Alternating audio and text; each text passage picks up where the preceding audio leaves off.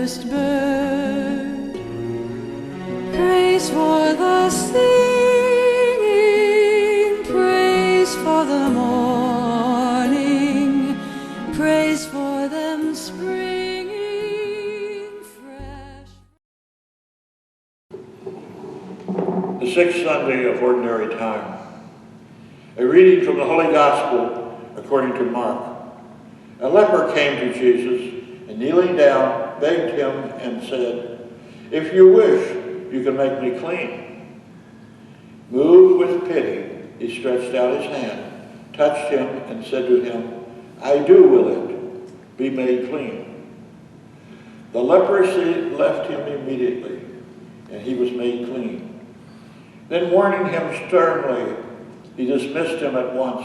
He said to him, "See that you tell no one anything, but go show yourself to the priest and offer for your cleansing what Moses prescribed. That will be proof for them." The man went away, began to publicize the whole matter. He spread the report abroad so that it was impossible for Jesus to enter a town openly. He remained outside in deserted places, and people kept coming to him from everywhere. The Gospel of the Lord. We have here a passage about healing. Jesus had pity on him, and for that reason, he never refused when people asked to be healed. That is because we have an imperfect world which is in process of becoming, and therefore there are earthquakes and tornadoes, and there are human beings who have difficulties, and they can be either suffering from them or they may even die from them. So we do have imperfections occurring, you might say, because the world is in movement, and that is the way it was set up to be. It's part of the evolution of what we are in. So we accept the fact that there are times when imperfections hit us all, whether right now or sometime later. And when we see these, we try to do something about it. We don't just let it go. Jesus didn't. He was always one for healing, for making something more perfect. And that's what he tells us to do. In fact, he says in the Last Supper discourse that what we will do will be even greater things. And here in the leprosy story is one where what he said came true. For leprosy was a terrible thing to have around, and it did until really the last century. And it would deform people and their faces to where people didn't want to see them, but also it infected others who were near them. And for that reason, they had to be ostracized and told to stay away, ring a bell, or call out that they are unclean. And to add to their own imperfections that were occurring physically, many people thought they were the cause of it by their sin. And that only added to the dilemma that some of these lepers had to face. It was a terrible thing. Sometimes limbs would fall off. And it was a terrible time to be present with those who were. And therefore people moved away from them, distanced themselves from them. But note, Jesus touched him. And so he was close to those who suffered much. And then we see that leprosy, though, over the course of time, leprosy was cured. That we now have almost no leprosariums left in the world, and the few that are have only a remnant of people who are old and do not want to leave, maybe. But anyway, it's something that can be cured by medicine. And medicine is, in one way, our way of healing today. Greater than just individual by individual. It's an entire society. And this is due in many parts to the Christian community of the world. Though many things in the Dark Ages came through the Muslim world and also from the old Greeks and Romans, that medicine question was never answered except through Christian times, because we have the consecrated work of the Eucharist, in which matter changes by our own powers that were given to us by God. We are not afraid of matter. We are not afraid of leprosy. We can conquer it because God is with us in what we do. We cannot forget then that even though there was, all through the history of Christianity and even today, there are people who have superstitious ways of approaching medicine. And that has been true, and it will continue to be, perhaps. There are also primitive people, and those who are looked at, and sometimes they were considered to be witches, because they would have primitive types of medicine that did work and heal people, but others did not want to face what it was. But anyway, medicines can be cured through research. And in the case of leprosy, it has been. But now we look at our attitude. It's really our attitude which is at stake here, because the imperfections of the world we allow sometimes to occur because we do not want to do anything about it. We're too lazy to do anything about it. We are too tempted to do nothing on these matters.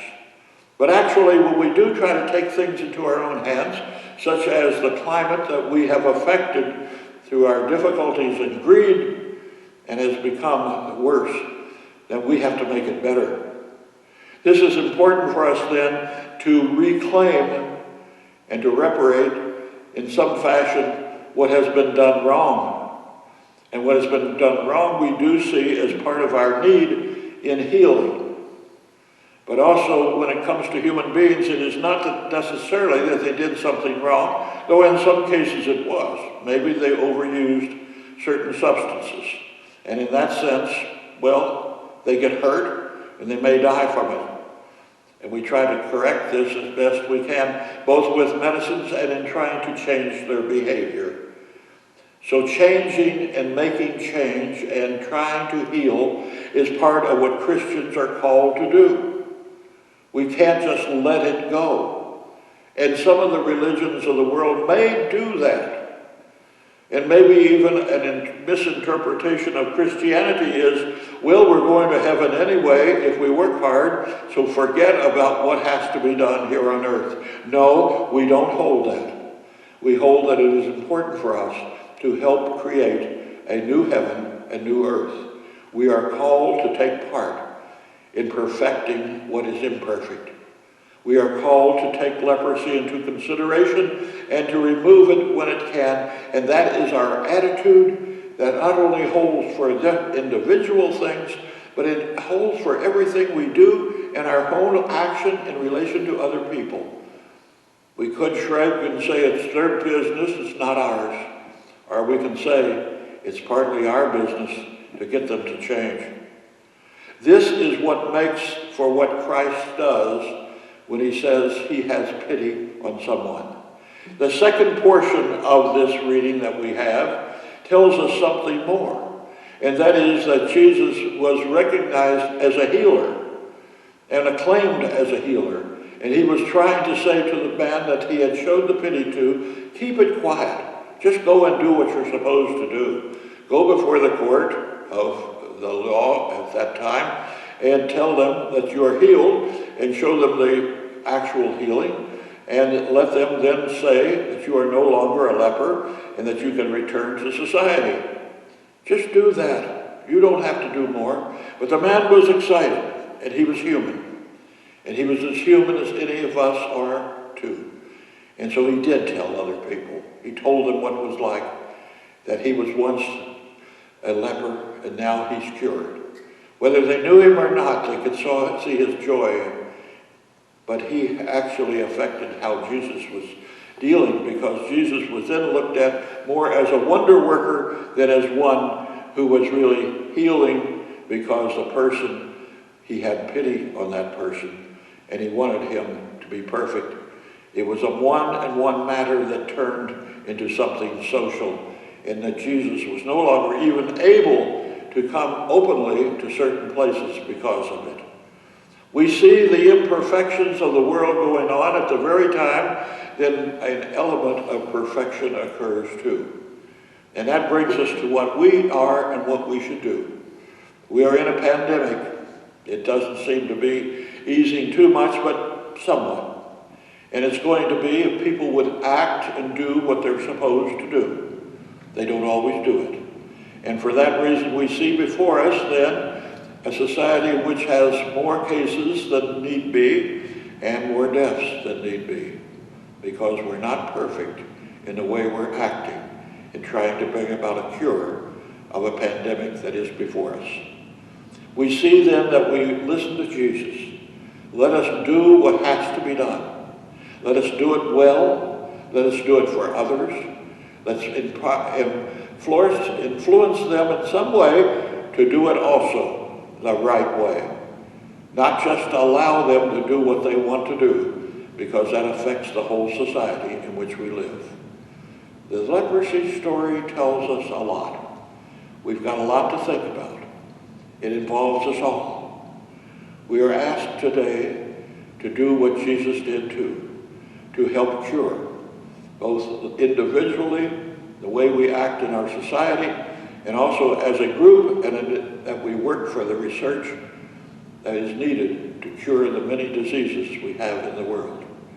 Both are part of the Christian message. Let's tell it to others.